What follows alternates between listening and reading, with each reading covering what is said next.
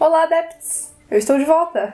Depois de muito tempo, e como prometido, eu vim até vocês dos altos da Terra para lhe trazer o cenário de Sétimo Mar. Eu prometi esse cenário desde que eu fiz o vídeo de Deadlands, que foi há vários meses atrás, e aí a vida aconteceu e eu não consegui mais gravar nada. Mas estou aí de volta, como prometido. E hoje nós embarcamos em uma jornada de exploração e aventura e capa, espada e feitiçaria numa versão fantástica da Europa, feita do jeito certo. Eu sou a Bruna e este é o Compêndio da Feiticeira.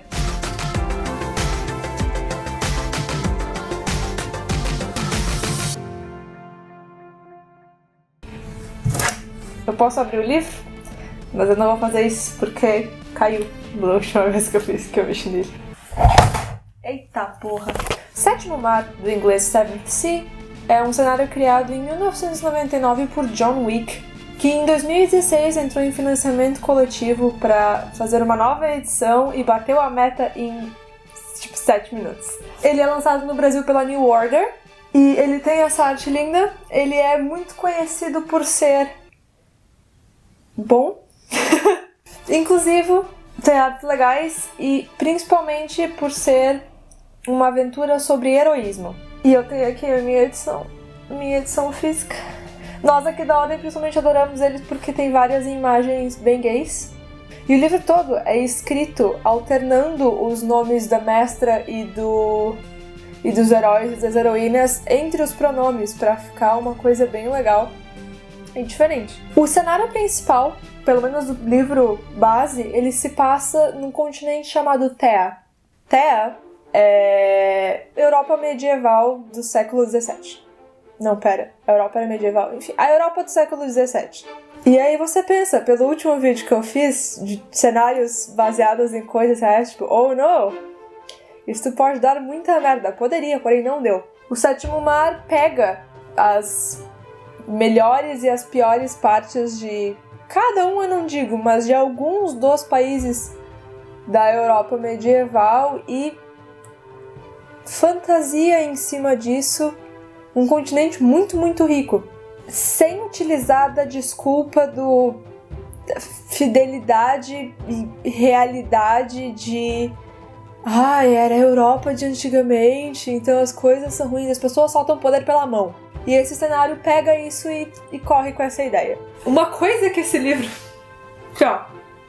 representação à parte, a melhor parte desse livro é que todas as palavras que são difíceis de ler têm a pronunciação do lado. E essa é a melhor coisa que podia ter me acontecido. Thea é dividido em 8 reinos que recém começaram a se tornar nações. E oh boy, cada um deles é muito bem descrito. Tipo, várias páginas de descrição cada um. Eu vou tentar resumir na melhor das minhas habilidades. Avalon é a primeira delas e ela é, na real... O reino de Avalon é a junção de 3 países, que é Innismore, as Terras Altas e Avalon. Mas a principal é Avalon, que é a Inglaterra das lendas arturianas. Eles são governados pela Rainha Elaine, que é a guardiã do Santo Graal. Também vive em Avalon um povo antiguíssimo chamado de Ti, que são criaturas meio...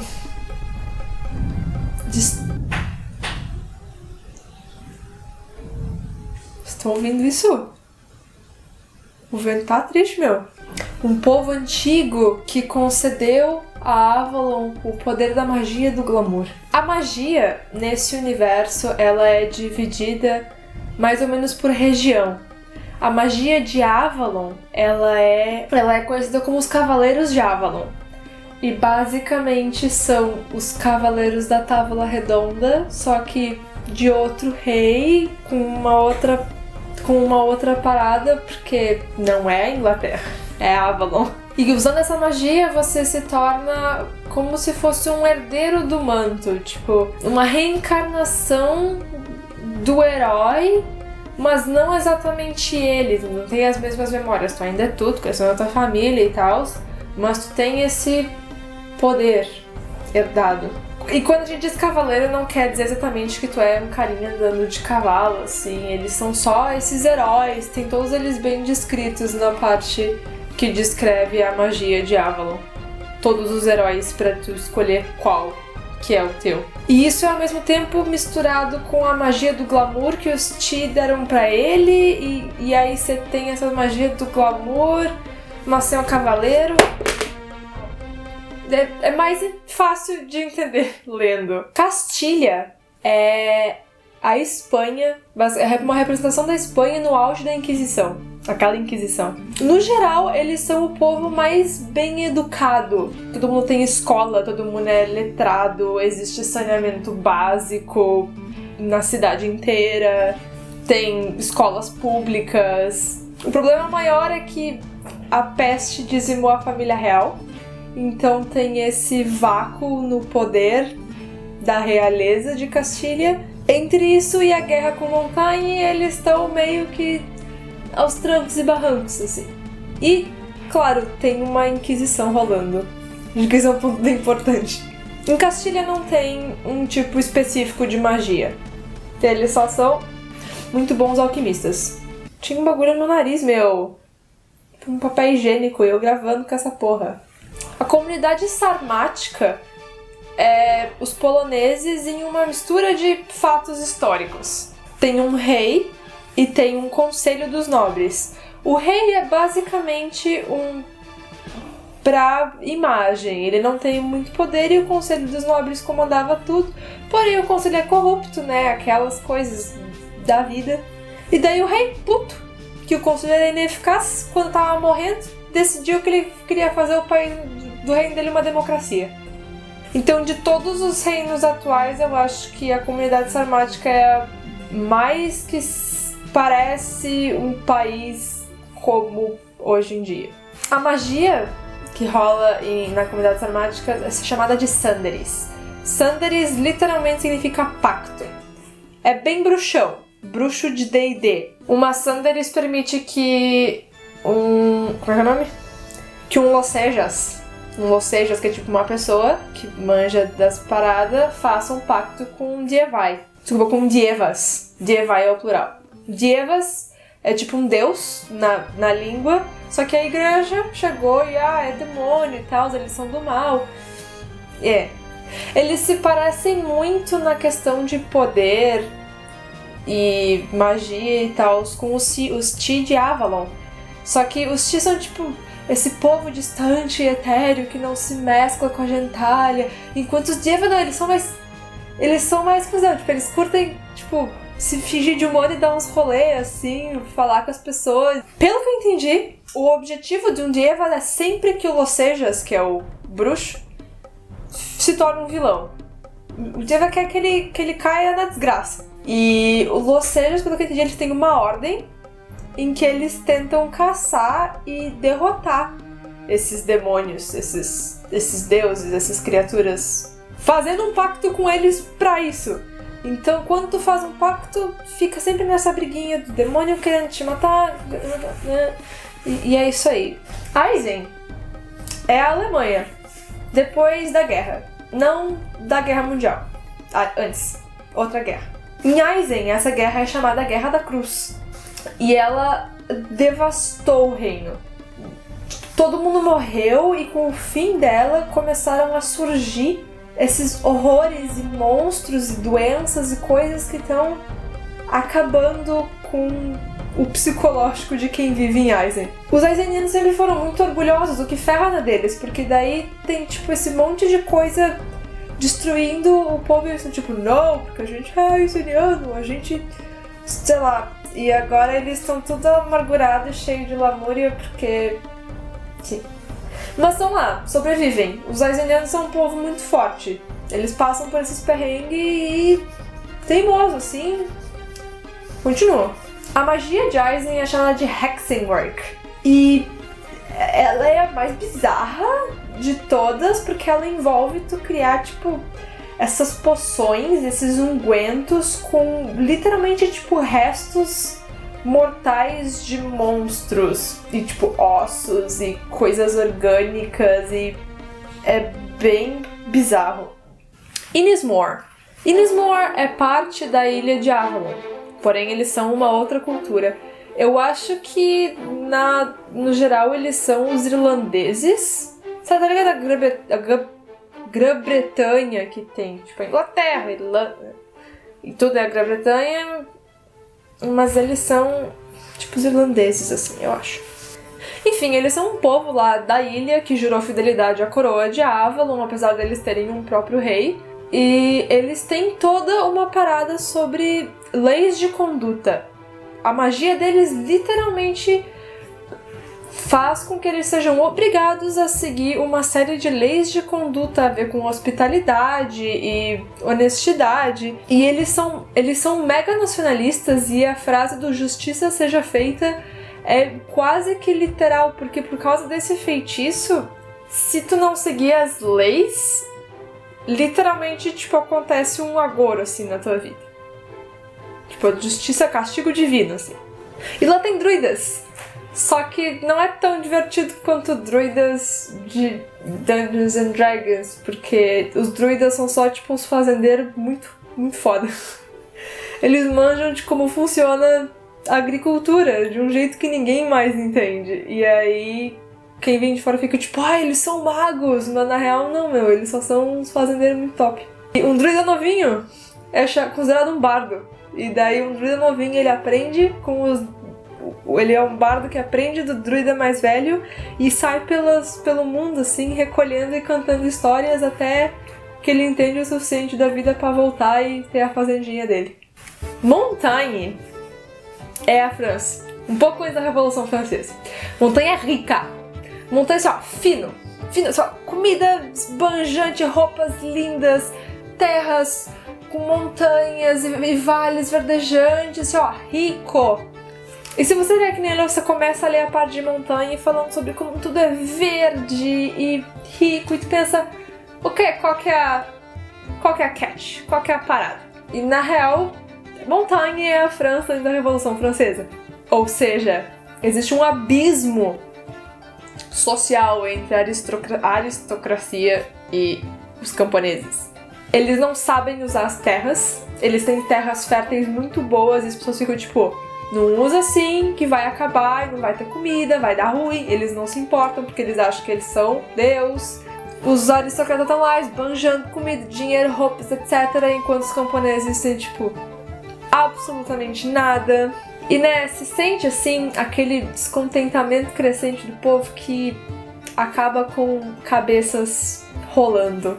A magia de Montagne é Porté, que é a magia dos portais. Os sorcereiros abrem buracos de minhoca entre Terra e uma outra interdimensão muito bizarra, assustadora, em que eles, tipo, não vou passar muito sobre isso, assim, e só ultrapassam, bem pra criar um wormhole, assim. Então, toda a magia deles, ela é baseada nesses portais. Porém, ela é uma magia extremamente difícil de fazer, porque, primeiro, ela é hereditária, então você só consegue ser um sorcerer se seu pai foi. E segundo, ela literalmente precisa que tu sangre pra ela funcionar. Ela é uma magia de sangue. Ou ela machuca o herói bastante pra funcionar, ou a pessoa que usa a magia é ruim e faz, né, as outras pessoas sangrarem pra isso. As Terras Altas também fazem parte da ilha de Avalon. E elas são insignificantes. Próximo. A próxima é os... Não, brinde. As Terras Altas são realmente muito insignificantes no contexto geral, mas elas não são sem história. As Terras Altas, elas são a Escócia. E aí, tudo sobre os escoceses é tipo chato, porque eles não têm muita coisa, a terra deles não é particularmente fértil, eles não têm particularmente muito dinheiro, eles são fiéis, muito fiéis à coroa de Avalon, então, tipo, eles não têm nada interno deles que faça com que eles sejam nacionalistas, então é tipo, é o que temos. É o que temos pra hoje. E é uma daquelas sociedades onde mulher não pode ter propriedade. No geral, Terra é muito mais mente aberta do que a Europa do século XVII, e eles avisam quando alguns dos países têm esse tipo de lei retrógrada. Mas o jeito que eles fazem é de uma maneira que dá pra entender que, este é o costume do local, porém, eles não subjugam as mulheres ao fazer isso. Eles ficam, nessa terra mulheres não têm propriedades. Porém, se tu tirar uma mulher de uma casa, Deus não faz nada sozinho. Porque é a vida. Não fica aquela coisa tudo utópica, lindo, não existe preconceito. Mas é feita de um jeito sensível. O Sura é moda Rússia. Rússia, né, lá no cantinho gelado. As pessoas não gostam muito do Surano porque eles são rude, eles são densos, tudo encasacados, parece que eles são brutos. Porque eles vivem num país que é assim, hardcore. Você não é pros fracos. Quem nasce lá tem que aprender a sobreviver, porque é frio, é difícil, a floresta é encantada. E vai te comer se você não for legal. As pessoas são gentis. Quando tu conhece realmente um muçulmano, é uma pessoa até muito legal. Até porque as cidades são tão separadas umas das outras que ninguém te nega hospitalidade se tu vai na casa delas, porque a viagem é difícil e eles sabem disso. O governante de Ussura é um Czar, né, que se fala, Czar. E só que ele tá atualmente em terra, tem tipo, o Czar, eu digo, morreu, e daí é um daqueles títulos que não passa exatamente pro descendente, aí tem uma galera tentando ver, tá uma disputa pelo trono. E lá a magia vem da floresta, ela vem do folclore, eles têm esses espíritos que vivem na floresta, que são criaturas mágicas, e a mais poderosa deles, a que eles mais cultuam, é a Matushka, por uma magia chamada Condão da Mãe, que basicamente é uma série de bênçãos e maldições que se pede ao espírito da Matushka que ela te concede ou não, baseado se você foi uma pessoa legal. Se você não é legal, ela faz sopa de você. Então, que nem eu disse, hardcore. Investe em Manavenir e, de novo, muito obrigado para quem escreveu esse livro de colocar como as palavras são pronunciadas. Vocês são meus salvadores. Investe em Manavenir é um remix da Dinamarca Viking com umas coisas um pouco depois. Ela é basicamente um período em que, tipo, os Vikings não são mais a main thing da Dinamarca, mas tem alguns que ainda são meio piratas, porém ele tá deixando essa vida de pirataria pra trás e rumando a se tornar um grande comércio. A nobreza e os mercadores são quase no mesmo patamar de grandeza dentro do país. Ela tá se tornando uma grande força mercantil, até pela quantidade de navios que eles têm, coisas assim. E apesar dessa cultura que tá se adaptando para a modernidade, eles têm um sistema de castas por causa do Weird. O Weird é basicamente quando um deus assim chegou e disse, é assim que as coisas têm que ser, tá ligado? E vai ser assim. Mas por que, Deus? Porque eu quero. E por causa disso as pessoas têm tipo um papel delimitado na sociedade e quem desrespeita isso é desonroso, assim. A pessoa perde o lugar dela na sociedade se ela não segue o Weird. Vodacce é a Itália. Vodacce tem tipo essa divisão meio bizarra que os homens têm que ser públicos e fabulosos. Eles são meio orgulhosos, então eles curtem fazer briguinha de espada. Se um cara te chama pra um duelo, você tem que aceitar, porque é a sua honra ali. Ao mesmo tempo, a mulher é bela, recatada e do lar, ela fica em casa, ela não faz nada. Exceto o cortesã. As cortesãs não estão nem aí, elas fazem o que elas quiserem, elas andam na rua de máscara e roupa linda. E quem não quer, vai levar feitiçaria na cara, porque a magia de Vodacce, ela é, em português, se chama sortilégio. E sortilégio é uma magia que só é praticada pelas pessoas do sexo feminino em Vodacce. Ela é muito, muito semelhante à leitura de tarô. E ela se preza basicamente de prever o futuro e amaldiçoar os inimigos. Tu não consegue amaldiçoar os teus inimigos com tarô na vida real, mas vocês entenderam o conceito. Você lê as cartinhas e tal.